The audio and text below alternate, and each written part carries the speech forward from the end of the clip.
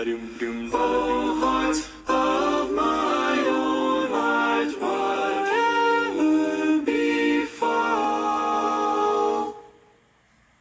still be my vision, O ruler of all.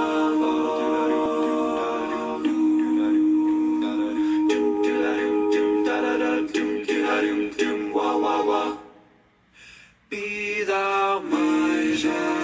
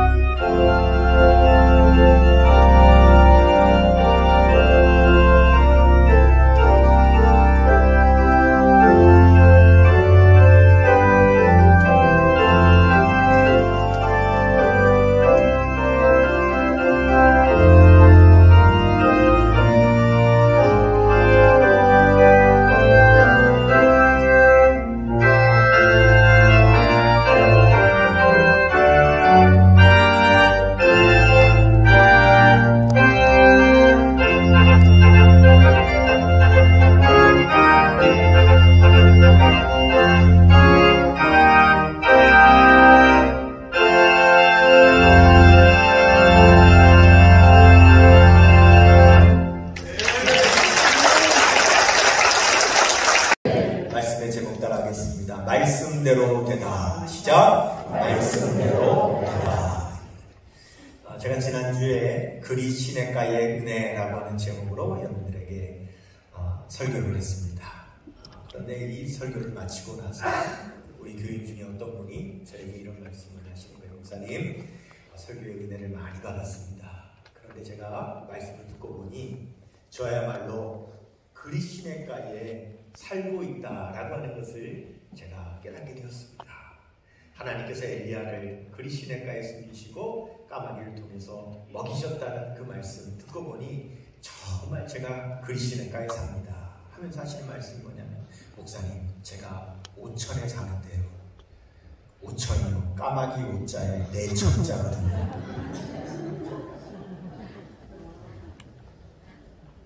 얼마나 웃었는지 몰라요. 저도 처음 알았어요. 오천이 까마귀 오자에 내천자인지. 오천이 까마귀가 엘리야에게 먹이를 물어다주는 그리 시냇가가 왔다는 거죠. 그분 말을 듣고 나니까요, 지금까지 한 번도 그런 생각을 못했는데 앞으로는 엘리야 그리 시냇가만 떠오르면 오천이 연달아서 떠오를 것 같아요. 이렇게 우리는 뭔가 한 가지 생각이 떠오르면 그것과 관련되어져서 연상되어서 기억되는 것들이 있죠. 저는 한 가지가 더 생긴 거예요. 여러분, 우리가 엘리야 하면 여러 가지가 연상이 되는데 그 가운데 그리 시냇가가 연상이 되죠. 아합 왕의 칼을 피하여 하나님께서 엘리야를 숨기시고 먹이신 장소, 바로 그리 시냇가였습니다. 그 그리 시냇가에 그 시냇물을 엘리야가 마셨고 까마귀가 물어다주는 떡과 고기를 엘리야가 먹었어요. 그런데 그 그리 시냇가에 엘리야가 오래 머물 수가 없었습니다. 왜냐하면 오늘 본문 말씀 바로 앞절인 열왕기상 17장 7절 말씀에 이렇게 기록되어 있습니다. 시작. 땅에 비가 내리지 아니함도 얼마 후에 그 시내가 마르니라. 시내가 말랐기 때문에 엘리야가 더 이상 그 시내가에 머물 수가 없는 거죠. 여러분, 다니엘 아라사라고 하는 아주 유명한 미술 사학자가 있다고 합니다. 그가 이런 말을 했다 그래요. 나는 미술 작품을 관람하는 그 관람객들이 한 작품 앞에 5분만 머물렀으면 좋겠다. 그런 말을 했어요. 여러분, 우리가 미술관에 가서 그림을 볼 때 그림 앞에 얼마나 머물러서 그 그림을 보는 것 같습니까? 가만히 서서 보기보다는 걸어가면서 지나가면서 그림을 보느라고요. 짧게는 3초에서 5초밖에 그림을 보지 않습니다. 그래서 우리나라에 이인환이라고 하는 그런 미술가가요, 이 다니엘 아라사라고 하는 이 사람의 말에 영향을 받아서 자기의 작품을 그 미술관에 전시를 했을 때 무엇을 설치했냐면 자기 그림 밑에다가 타이머를 설치했어요. 그래서 관람객이 그림 앞에 딱 서면 5분 동안 타이머가 작동을 하는 거예요.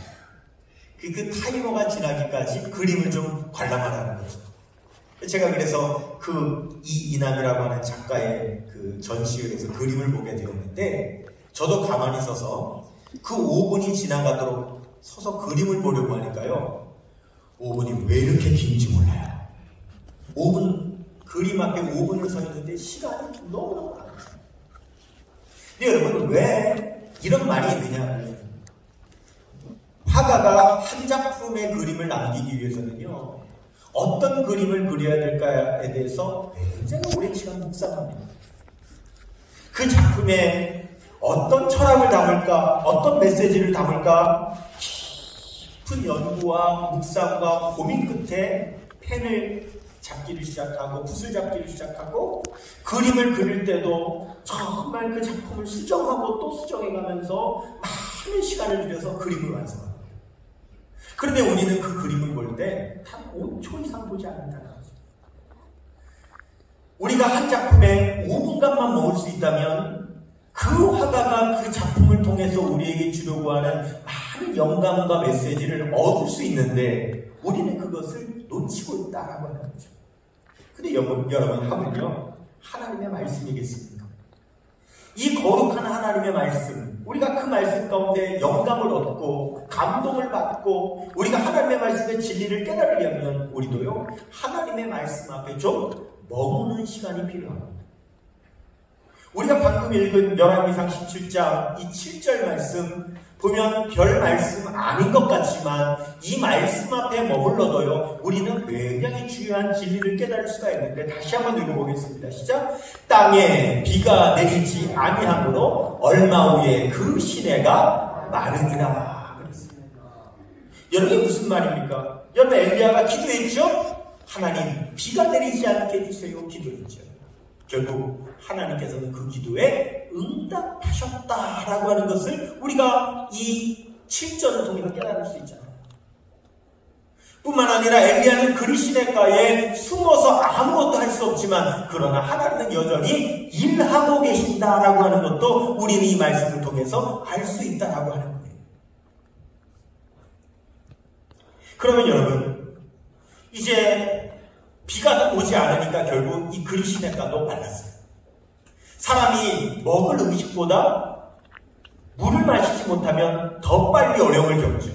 물은 더 자주 마셔야 돼요. 물이 생명이에요. 그런데 그 물이 말랐어요. 여러분, 그럴 때에 엘리야가 어떤 생각을 했을까요? 물이 점점 말라가네, 물이 떨어져가네, 어떡하지? 엘리야가 조급한 마음을 가졌을까요? 두려운 마음을 가졌을까요? 불안한 마음을 가졌을까요? 아니면 그래, 그러면 이제 하나님께서 나를 다른 방향으로 인도하시겠구나. 하나님께서 나를 이제는 어떻게 말씀하셔서 이제는 새롭게 인도하실까? 여기는 물이 말랐으니 더 이상 여기 있을 수 없으니 하나님께서 이제는 나를 다른 방향으로 인도하시겠구나 라고 하나님의 음성에 귀를 기울였을 거예요.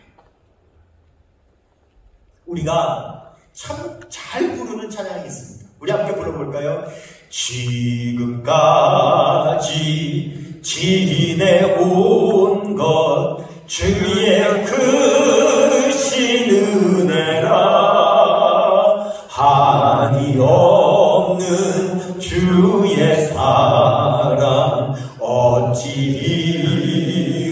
말하랴. 자나깨나 주의 손이 항상 살펴주시고 모든 일을 주 안에서 형통하게 하시네. 할렐루야. 여러분 이 찬송 부르시죠? 이 찬송을 믿으십니까? 아멘. 그렇다면 여러분 어떻습니까? 하나님께서 지금까지 우리를 인도하셨잖아요. 그러면 그리 시냇가가 말랐어도 하나님 다른 방향으로 또 나를 인도하시겠구나. 우리가 이런 마음을 가져야 하는데 우리는 그리 시냇가에 물이 마르는 통장에 잔고가 비어가고 쌀독에 쌀이 떨어져가며 여전히 문제는 해결되지 않고 육신의 질병은 낫지 않으면 우리는 참 불안해하고 두려워하고 조급해하죠. 만약 여러분 우리의 마음 가운데 두려움이 없다면 하나님께서 두려워하지 말라는 말씀을 하셨겠습니까? 성경에 무수히 많이 두려워하지 말라는 말씀이 나오는 그 이유가 무엇이겠습니까? 우리가 그만큼 두려워하니까 하나님께서 두려워하지 말라고 말씀하시는 거 아니겠어요? 어떤 사람은 성경에서 두려워하지 말라는 말씀을 일일이 찾아서 세봤더니 366번이 나오더라 그랬죠? 1년이 365일이니까 매일매일 하나님께서 두려워하지 말라고 365번이 아니라 왜 6번이냐? 심지어는 4년마다 돌아오는 윤달까지 계산하셔가지고 그때도 두려워하지 말라고 366번을 두려워하지 말라고 말씀하셨다라고 하는 그런 말을 할 정도로 여러분 우리가 날마다 두려워한다는 거죠. 하나님께서 날마다 두려워하지 말라고 말씀하시는 것은 우리에게는 날마다 두려움이 있고 날마다 조급함이 있고 날마다 불안함이 있다는 거죠. 만일 여러분 여전히 여러분의 삶 속에 어떠한 문제 때문에 두려움과 조급함과 불안함이 있다면 우리는 그 문제를 어떻게 해결해야 될까요? 요즘 젊은이들 사이에 유행하는 말이 있더라고요. 불안한 일이 있거나 두려운 일이 있거나 막 해서 막 조급해서 막 심장이 막 뛰잖아요. 그러면은 젊은 요즘 사람들은요 이렇게 하더라고요. 심장을 두렵고 심장아 나대지 마. 이 유행어더라고요. 심장아 나대지 마. 그래서 여러분 이 말이 얼마나 유행어가 됐는지 심장아 나대지 마라고 하는 책도 나왔고요. 심장아 나대지 마라고 하는 가요 노래도 나왔어요. 여러분 사람들이 불안하고 두렵고 심장이 벌렁거리니까요. 심장을 부여잡고 심장아 나대지 마 그런다는 거예요. 근데 여러분 우리는 그렇게 할 필요가 없어요. 우리는 어떻게 해야 되느냐? 시편 42편 5절은 말씀합니다. 시작. 내 영혼아 내가 어찌하여 낙심하며 어찌하여 내 속에서 불안해하는가? 너는 하나님께 소망을 두라. 그가 나타나 도우심으로 말미암아 내가 여전히 찬송하리로다. 할렐루야. 아멘. 여러분이 심장을 부여잡고 심장아 나대지 마 그럴 필요가 없어요. 우리는 하나님 앞에 찬송하면 되는 거예요.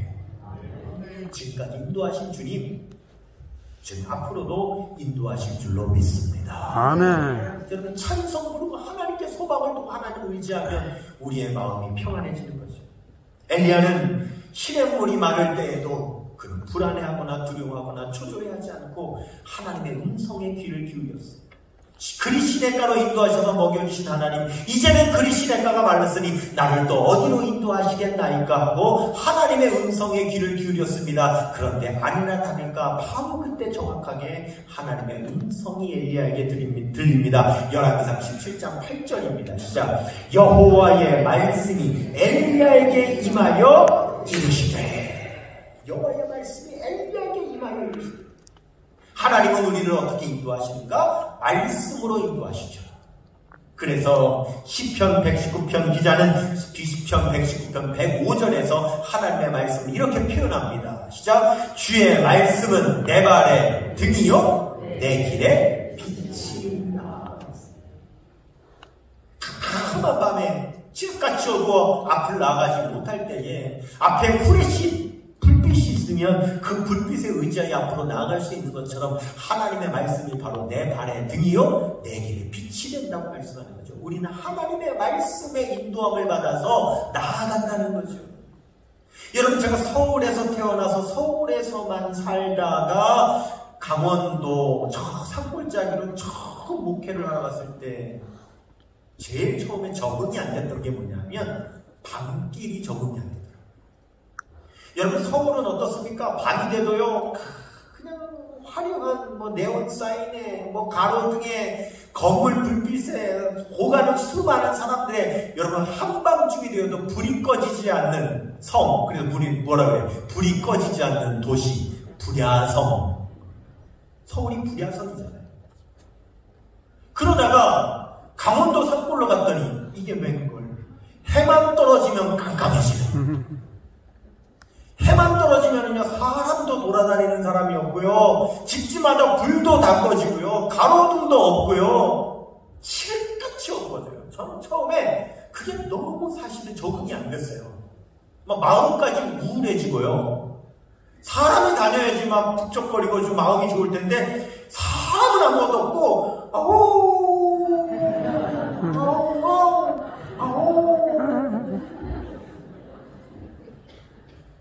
진풍 소리만 막 들리는데 너무 적응이 안 돼요. 한 번은 깊은 밤이었어요. 그 밤길을 교회 수단차를 타고 또 그 지역에서 같이 목회하는 선배 목사님하고 그 밤길을 이렇게 운전하면서 그 늦은 밤에 가는데, 그 제 옆에 앉아있던 그 목사님이, 선배 목사님이 저한테 이런 말을 해요. 차가 비추는 빛은 우리가 몇 미터 밖에는 안 되지만 우리는 이 빛으로 이 어두운 길을 끝까지 간단 말이지. 하나님께서 우리를 인도하시는 것도 이와 같아 불과 몇 미터 앞밖에는 안 비추어 주신 것 같은데 그만큼 가면 또 그만큼 비추어 주시지. 저는 그 선배 목사님의 말씀이 가슴에 남았어요. 그리고 그 사실을 우리가 매일매일 경험하며 살죠. 자동차의 헤드라이트가 내 목적지 끝까지 비추는 것이 아니라 불과 몇 미터밖에 안 비추지만 그 몇 미터 앞을 보고 나가면 또 그 불빛은 또 몇 미터 앞을 비추고, 그러면서 우리가 끝까지 목적지까지 가는 것처럼 하나님께서 우리 인생 전체를 밝혀주시는 것은 아니지만 하나님께서 매일매일 우리의 발걸음을 인도해 주신다는 사실을 믿으시길 바랍니다. 아멘. 그렇기 때문에 우리는 매일 기도해야죠. 매일 말씀 묵상을 해야죠. 매일 찬양해야죠.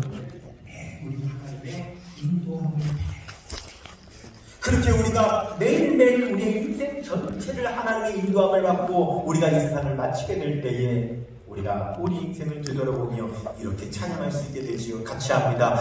내 인생 여정 끝내요 강 건너 언덕 이를 때 하늘 문 향해 말하리 예수 인도하셨네.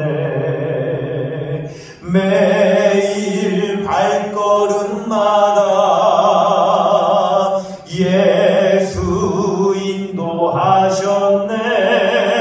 나의 무거운 죄짐을 모두 벗고 하는 말 예수 인도하셨네.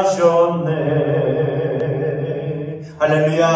아멘. 저와 여러분 우리 인생을 다 마칠 때 그렇게 주님께서 우리를 인도하셨다고 고백할 수 있는 삶 되시기를 주님의 이름으로 축원합니다. 아멘. 하나님께서는 엘리야에게 그렇게 말씀하십니다. 오늘 열왕기상 17장 9절에 하나님께서는 엘리야를 이렇게 인도하시지요. 시작. 너는 일어나 시돈에 속한 사르밧으로 가서 거기 머물라. 내가 그곳 과부에게 명령하여 내게 음식을 주게 하였느니라.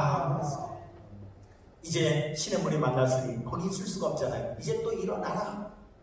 내가 이제 너를 다시 인도하리라. 그런데 이번에 어디로 가느냐? 시돈 땅에 속한 사르밧이라고 하는 곳으로 가라.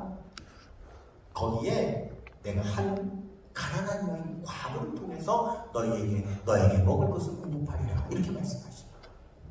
근데 여러분 이 말씀을 가만히 묵상해보면 만일 제가 엘리야라고 하면 이 하나님의 인도를 받을 때 굉장히 적지 않게 당황했을 것 같아요. 왜냐하면 여러분 하나님께서 지금 엘리야에게 가라고 하는 장소 만나라고 하는 사람이 너무너무 의외예요. 의외. 첫 번째 장소가 의외인데 지금 어디로 가라고 말씀하시냐면 너는 일어나 시돈에 속한 사르밧으로 가서 그랬어요. 어디로 가라고 하셨냐면 시돈에 속한 사르밧으로 가라고 했어요. 시돈으로 가라고 했어요. 여러분 시돈이 어디냐면 이스라엘이 북쪽으로 계속 올라가면 마지막에 그 나라 경계가 있겠죠. 그 경계를 넘어서는 이방 나라 남의 나라가 시돈이에요. 이스라엘을 넘어가라는 거예요. 근데 여러분 그 남의 나라인 시돈이 그 당시 굉장히 유명했습니다. 왜 유명했느냐? 그 악한 아합도 악했지만 아합보다 더 악한 사람이 누구였어요? 그의 아내 이세벨이었죠. 근데 여러분 그 이세벨의 고향이 시돈. 그것도 심지어 그 시돈은 어떤 땅이냐면 바로 바알 숭배의 성지, 이슬람교로 말하면 메카, 바알의 메카인 장소에 바알 숭배가 최고적으로 나라에 있는 바로 그런 장소였어요. 그런데 거기를 엘리야가 가라는 거예요. 여러분 엘리야가 어떤 사람입니까? 바알 아세벨하고 원수지간이잖아요. 그리고 하나님의 선지자잖아요. 그런데 그 시돈 땅, 그 바알 숭배지로 가라는 거예요. 도대체 여러분 납득할 수가 없는 거죠. 열왕기상 16장 31절 보시면은요, 시작. 느밧의 아들 여로보암의 죄를 따라 행하는 것은 오히려 가볍게 여기고 그 다음에 시돈 사람의 왕 엣바알의 딸 이세벨을 아내로 삼고 가서 바알을 섬겨 예배하고 그랬어요. 여러분 이 아합 왕이요 시돈 왕의 딸인 이세벨하고 결혼했을 뿐만 아니라 이 바알을 숭배하기 위해서 직접 쉽게 말해 성지순례를 간 거죠.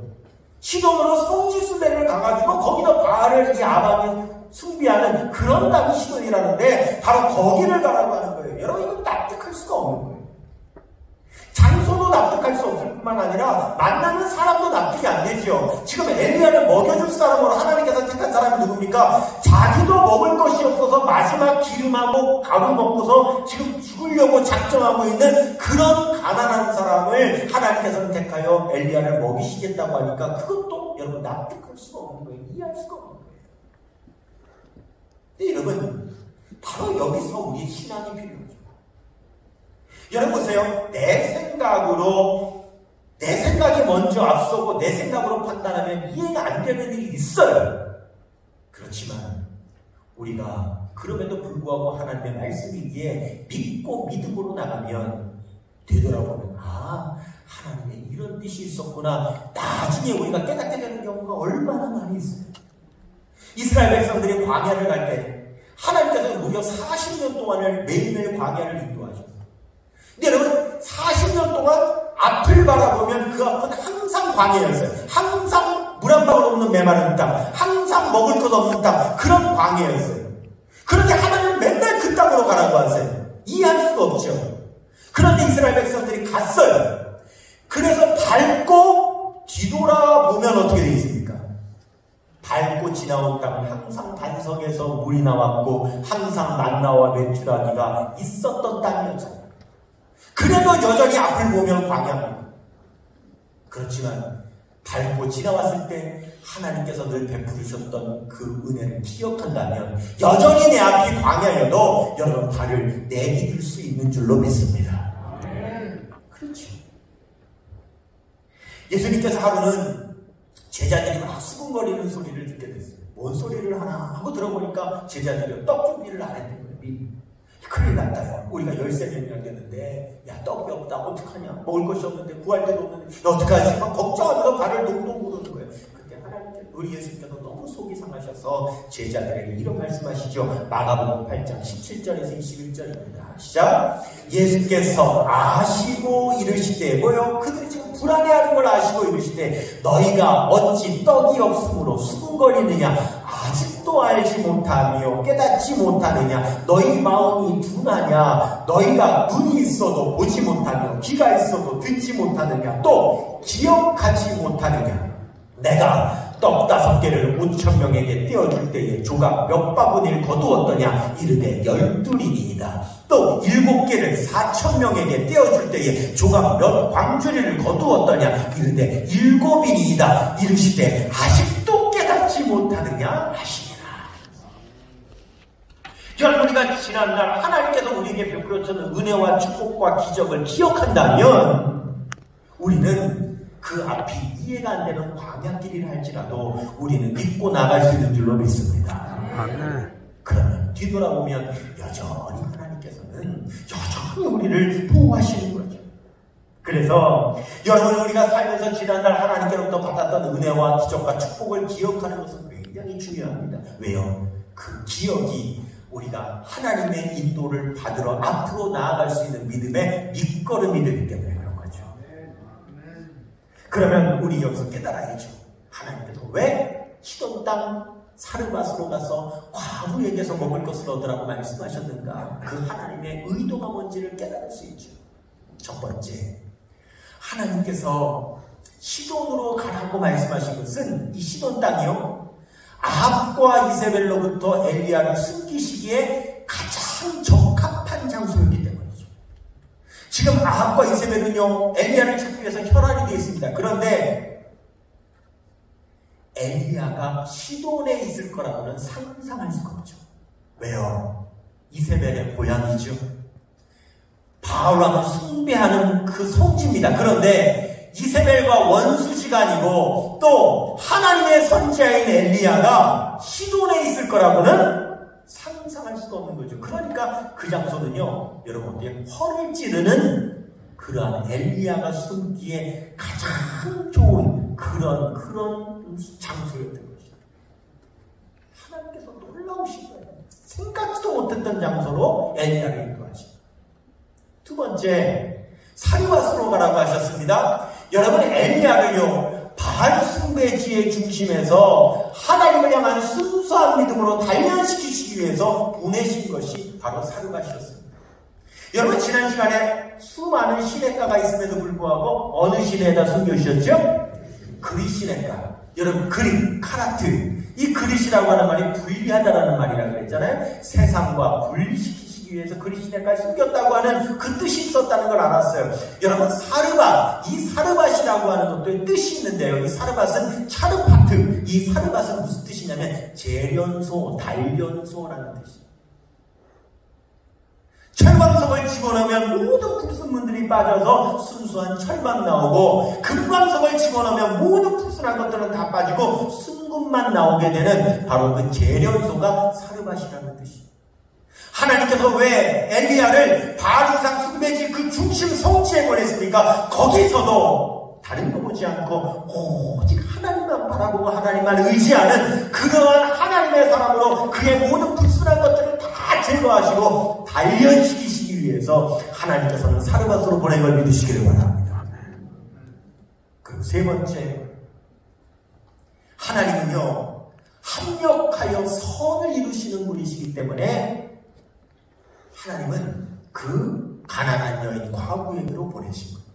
이 얘기는 다음 주에 더 자세하게 여러분과 나누게 될 텐데, 여러분 보세요. 엘리야가 그 여인에게 얻어먹기만 했습니까? 아니죠. 한 움큼 먹고 죽으려고 했던 그 여인이 엘리야를 만났기 때문에 통과 기름에 여러분 가루와 기름이 떨어지지 않으므로 그 여러분 가정도 사는 역사가 일어난 걸 믿으시기를 바랍니다. 하나님은요, 엘리야만 살리려고 하신 것이 아니라 엘리야를 통하여 그 가정도 살리시고 그 가정을 통하여 엘리야도 살리시는 그 합력하여 선을 이루시기 위해서 하나님께서는 그리로 보내신 것이죠. 제가 지난 주간에 휴가를 다녀왔어요. 저희 4식구인데 저희 아들과 딸이 유일하게 지난 주간에 같이 시간이 되는 거예요. 그래서 우리 가족 넷이 다 모일 수 있는 시간이 지난주 유일하게 지난 주간 와서 일찍 휴가를 하자 그래서 한 번 휴가를 했어요. 그리고 그래도 휴가가 났으니 여행을 하자 그래서 2박 3일 동안 여행을 하려고 길을 나섰는데 여행이라는 게 사람의 계획대로 되는 게 아니라 말이죠. 처음에 계획하고 한 장소를 갔는데 거기에 하룻밤을 머물려고 했는데 막상 그 지역에 가보니까 한 3시간 있으니까 할 게 없는 거예요. 생각보다 너무 빈약한 거예요. 그래서 아이고 여기 계속 있을 수가 없겠다. 그런데 이미 우리가 계획이 없으니 다른 계획이 없으니 너 어떻게 하나 하고 있는데 생각지도 않은 곳으로 가게 되는데 어디로 갔냐면 전라남도 신안군 성이 1004개가 있다는 그 신안군 성, 그 성 중에서도 아페도라고 하는 성이 있는데 그 아페도라고 하는 섬에 가게 됐어요. 관광을 간 게 아니라 그 섬에 가면은 그 섬에 제 동기 친구 목사가 그 섬에서 목회를 해요. 섬교회를 목회를 하는데 거기를 가게 됩니다. 여러분 제가 그 섬에서 목회하는 그 친구를 만났는데 그 친구에 대한 이야기를 좀 해야 될 것 같은데 지금부터 8년 전이에요. 8년 전에 저희 아들이 고등학교 1학년, 지난주에 제가 골프 선수회를 했다고 말씀을 드렸잖아요. 그 아이가 이제 고등학교 1학년 골프를 갈 텐데 한 번은 저 전라남도 무안에서 골프 시합이 있다는 거예요.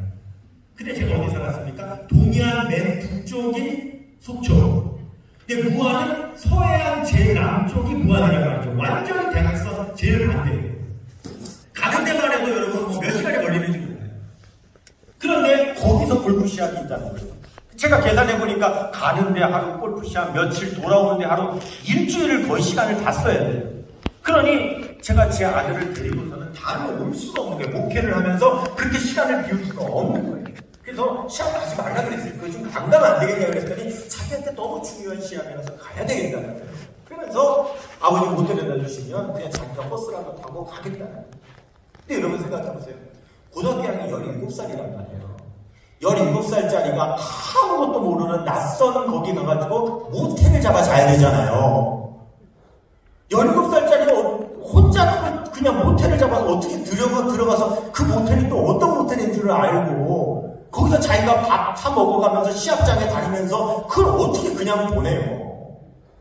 그래서 가지 말라고 하는데 본인은 가겠다고 하니 이거 어떻게 방법이 없어서 이 생각을 했죠. 그 지역에도 무안 거기도 교회는 있을 거 아니에요. 제가 목사니까 그 지역에 있는 목사님한테 좀 부탁을 하면 혹시 교인 중에 그 숙박업 하시는 분 있으면 아무래도 안심이 되잖아요. 그리고 그분이 좀 돌봐주시면 혼자 가니까. 그래서 저한테는 전국 우리 교회 전화번호가 있으니까 그 무안에 있는 그 전화번호 찾아가지고 무안에 있는 교회에다가 우리 목회자 다 연락처가 있잖아요. 핸드폰 번호까지 다 있단 말이에요. 전화를 했어요. 전화를 하고는 제가 누군지를 밝혔죠. 제가 우리 속초선교회 제가 담임하고 있는 제가 목사인데 사실 제 아들이 골프 선수인데 이번에 목사님 있는 그 지역에 그 골프장에서 시합이 있어서 가야 되는데 혼자 가게 돼서 혹시 그 교회에 교인 가운데 혹시 숙박업 하시는 분 있으면 소개해 주시면 우리 아이가 좀 안심하고 좀 머물겠다고 이런 얘기를 이제 제가 이렇게 좀 도와달라고 하는데 이 목사님이 제 얘기를 오해를 했는지 어떻게 받아들였는지 그 느낌에 꼭 제가 막 돈이라도 달라고 그러는 것처럼 왜 애를 좀 먹이고 재우고 좀 해달라고 하는 것처럼 이런 식으로 받아들였는지 전화를 받는데 저도 목사고 그 양반도 목사지만은 나는 목사가 그렇게 쌀쌀맞게 전화 받는 건 처음 들어요. 어떻게 이렇게 쌀쌀맞게 전화를 받는지 전화를 받는데 제가 너무 무안하고 너무 그냥 모멸감이 느껴지는 거예요. 그래서 너무 화가 나가지고 견디다 못해서 제가 뭐라 그랬냐면 내 전화번호 죄송하다고 끊어버렸어요. 그냥 너무 화가 나요. 어떻게 그럴 수가 있는지. 그러니까 제 마음이 너무너무 상하는 거죠. 방법이 없는 거예요. 하나님은 기도하는데 서러움이 나오더라고요. 운동 뒷바라지 하는 것도 힘들어서 서러움이 나오고요. 마음껏 뒷바라지 못해주는 것도 서러워서 하나님 앞에 서러움이 나오고요. 애가 고생하는 것도 또 마음이 아파서 서러움이 나오고요. 하나님 앞에 막 토설을 하면서 제가 막 탄식하면서 한참 그 문제를 가지고 이제 애를 보내기는 해야 되겠는데 막 탄식하면서 기도를 하는데 한참 기도를 하는데 갑자기 기도 가운데 하나님께서 이렇게 영감을 탁 떠올려 주시는데 갑자기 제가 지금 말씀드린 그 친구가 떠오르는 거예요. 그 전라도에 있는 친구가 떠오르는 거예요. 근데 같은 지역이 아니죠. 그래 어떤 생각이 혹시 하나님께서 나에게 지금 이 감동을 주시는 것은 혹시 그 친구가 어떤 아는 목사님이 있어서 연결해서 어떻게 나를 좀 알게 해주시는 게 아닐까 이런 마음이 드는 거예요. 그래서 그 친구한테 전화를 했어요. 전화를 해서 반갑다 하면서 여차저차 이래서 전화를 했다. 그랬더니 얘기를 딱 잔초점을 듣더니 제 친구가 뭐라고 하냐면 야 아니 그런 일이라면 그 애 그거 목포로 보내 이러는 거예요. 목포로 보내. 그냥 지금 버스 터미널에서 목포 끊어서 목포로 보내. 야 무슨 말 하는 거야. 우리 시합하는 건 무한이야. 목포에서 무한으로 애가 어떻게 가. 안 돼. 제가 막 이렇게 막 이것저것 안 된다고 했더니 제 친구가 진짜 뭐라 그러는지 아세요? 거참 말 많네. 거 그냥 장만나고 그냥 목포로 그냥 보내. 거참 말 많네. 그냥 목포로 보내. 이런 그게 무슨 뜻입니까? 그게 무슨 뜻이에요?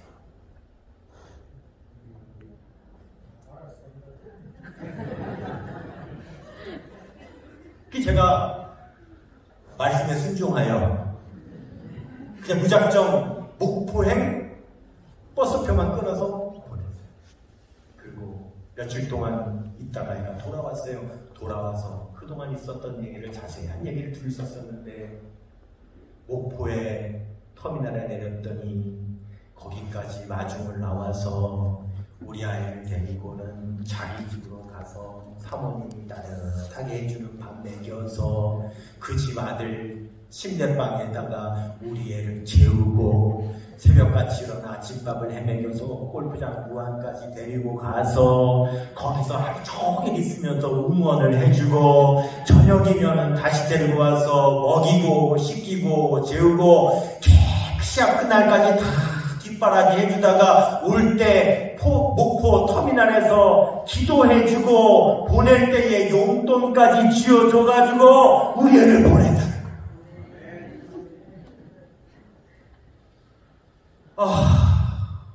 며칠 동안 참 마음이 안 좋았는데 그 이야기를 우리 애가요 기뻐가지고 우리 애가 그렇게 기뻐가지고 그 얘기를 다 그렇게 했다고 해주는데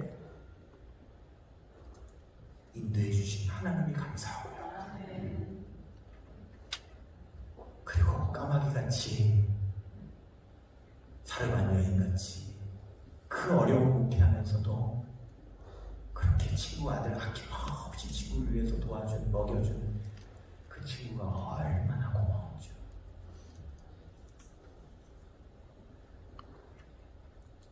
그리고는 무려 그때 그 이후 8년 만에 만난 거예요. 우리 애가 고등학교 1학년 때 보고 25살이 돼서 그 친구가 본 거예요. 처음으로 이번 주말에, 지난 주말에. 그러니 그 친구가 얼마나 감격스럽겠어요. 고등학교 1학년 때 봤던 그 친구 아들이 25이 되고 군인이 돼서 저렇게 믿는 모습을 보고 또 그때 너무너무 고마웠다고.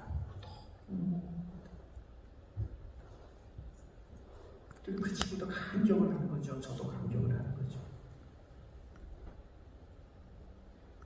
여러분, 차후에 전남 신안 그 섬에 있는 목회하는 그 제 친구 제가 한번 우리 교회 초청해가지고 말씀 한번 전하게 한번 할 테니까 여러분 그때 한번 저를 대신해서 한번 좀 잘해 주실래요?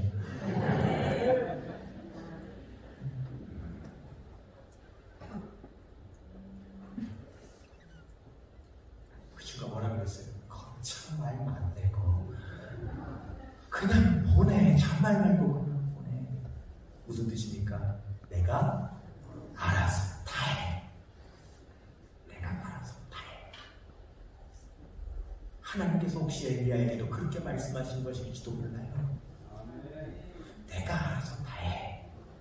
네 머리로 왜 시돈으로 가는지, 왜 사르밧으로 가는지, 왜 가난한 과부 여인에게 보내는지 네 머리로 다 이해하지 못할 것 같지만 거참 말 많네. 그냥 가. 내가 알아서 다 해. 오늘 우리에게도 하나님께 기도하고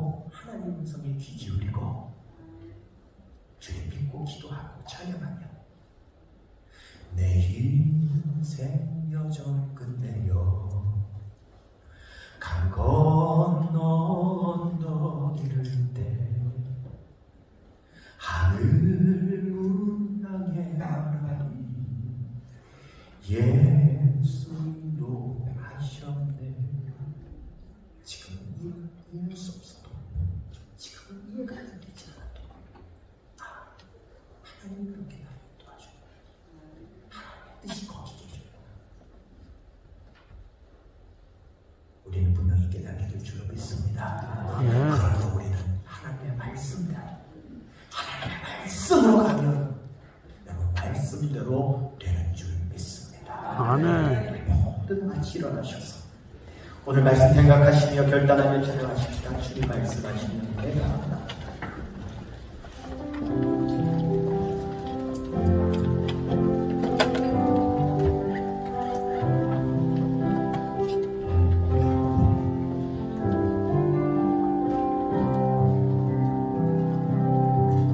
주님 말씀하시면 내가 나가리라. 주님 뜻이 아니면 내가 멈춰서리라. 나의 가고 서는 것 주님 뜻에 있으니 오 주님 나를 이끌소서. 주님 말씀하시면 내가 나가리라. 주님 뜻이 아니면 내가 멈춰서리라. 나의 가고 서는 것 주님 뜻에 있으니 오 주님 나를 이끌소서. 뜻하신 그곳에 나 있기 원합니다. 이끄시는 대로 순종하며 살리니 연약한 내 영혼 도마여 일하소서. 주님 나라와 그 뜻을 뜻하신 그곳에 나 있기 원합니다. 이끄시는 대로 순종하며 살리니 연약한 내 영혼 통하여 일하소서. 주님 나라와 그 뜻을 위하여 오 주님 나를 이끌소서. 이 시간에 우리 기도할 때에 소원이 분들 가슴에 손을 얹으시고 몸이 아픈 분들 아픈 위에 손을 얹으시고 우리의 삶 속에 시내가 마르고 있습니까? 혹시 통장에 잔고가 줄어들고 기름병에 기름이 떨어지고 쌀독에 쌀이 떨어지고 여전히 삶의 문제는 해결되지 않아 두려움과 조급함에 시달리고 있습니까? 시간 주님 인도하여 주옵소서. 어디를 가야 될지, 무엇을 해야 될지, 무엇을 택해야 될지, 무슨 말을 해야 될지 나는 아무것도 알지 못하오니 주님의 음성에 귀 기울이기 원합니다. 우리를 인도하여 주옵소서.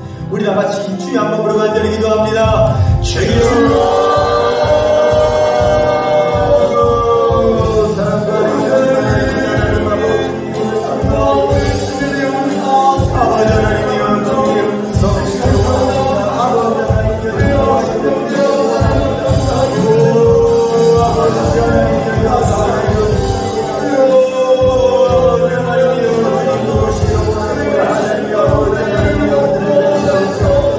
아버지 하나님, 이 시간 주님을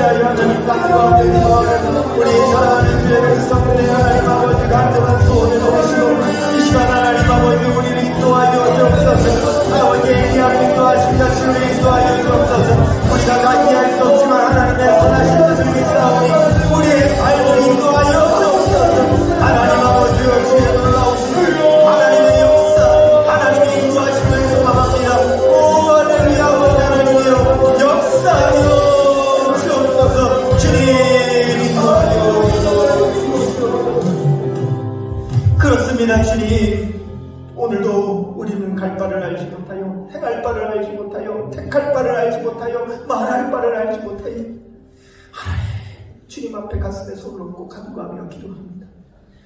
우리에게 말씀하여 주옵소서. 종이 듣겠나이다. 인도하여 주옵소서. 순종하겠나이다.